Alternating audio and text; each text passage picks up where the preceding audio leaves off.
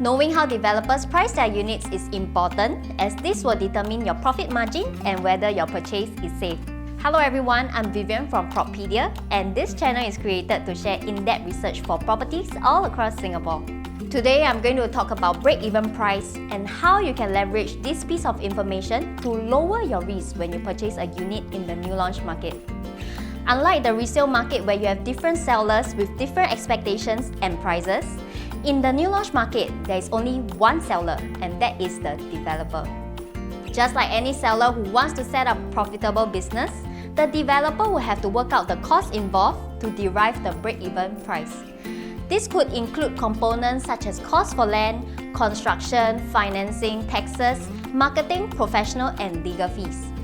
And of course, based on this, they will be able to determine their profit margin as well, which is equally important. Generally, developers have to sell higher than their break-even price. The main reason is that developers take up loans, and selling lower than break-even could affect their financing from banks.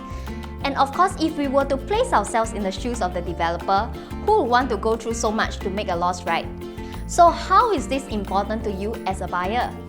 This can determine your safe entry point and determine how much profit and losses you could be making. So today I'm going to use Sky Habitat and Skyview as reference to explain further. Both condos are located side by side at Bishan Street 14 and are both developed by CapitaLand. The break-even price for both condos are similar at around 1,003 PSF PPR. Although the break-even price and location is the same, there are very different outcomes for the owners. Let us look at the charts for Sky Habitat, which was launched in 2012. The average PSF back then was around 1,006, which was a price tag that was rarely seen back then. Based on the break-even price of about 1,003 PSF, this would mean that the developer has a profit margin of almost $300 PSF.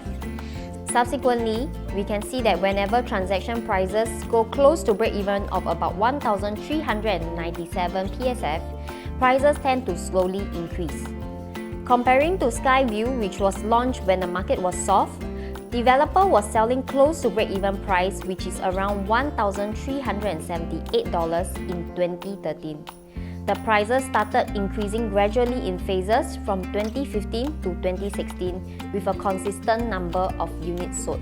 To have a clearer idea of what this means, let's look into the transactions for Sky Habitat first. There are a total of 39 profitable and 20 unprofitable transactions for Sky Habitat.